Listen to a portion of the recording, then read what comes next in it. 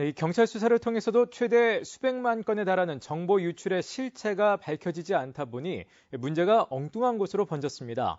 정보 시스템 접속 권한이 있는 정비조합과 조합의 전산 프로그램을 관리하는 전산업체가 서로를 의심하며 고소고발하고 있는데 정작 정부는 강 건너 불구경입니다. 계속해서 이채연 기자입니다.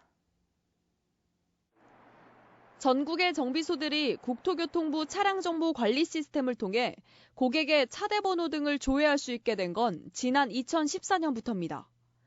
차량 이력을 투명하게 관리하기 위해 정비업자가 자동차 정비 내역을 정부 시스템에 전송하도록 의무화하는 대신 이들이 모인 정비조합의 서버를 열어준 겁니다.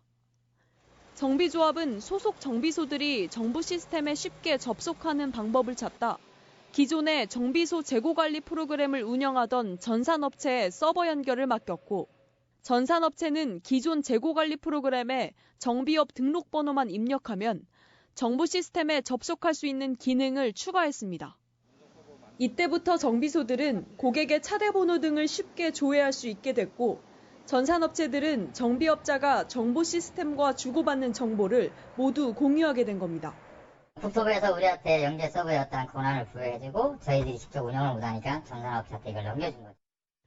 공생 관계를 유지하던 양측이 등을 돌린 건 정보 유출 문제가 터지면서부터입니다.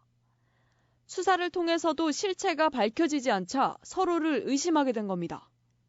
결국 소속 회원이 가장 많은 정비조합 한 곳은 최근 전산업체를 통하지 않고도 고객 관리까지 한 번에 할 수 있는 직접 연계 프로그램을 구축했습니다. 기존 업체에서 하는 것은 우리 조합원들이 관리 감독할 수 있는 시스템이 아니다. 그러나 우리가 서버도 운영하고 프로그램도 이렇게 우리가 주체가 됐을 경우에는 어떤 과다 소의 거를 통제할 수 있을 것이다. 정비조합의 의뢰로 시스템을 연결하고 관리해온 전산업체는 억울하다는 입장.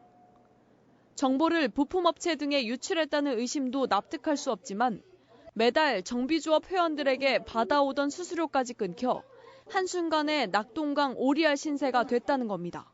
국토부 전송 기능이 지금 없다면 정비업소에서는 프로그램을 사용할 이유가 지금 전혀 없습니다.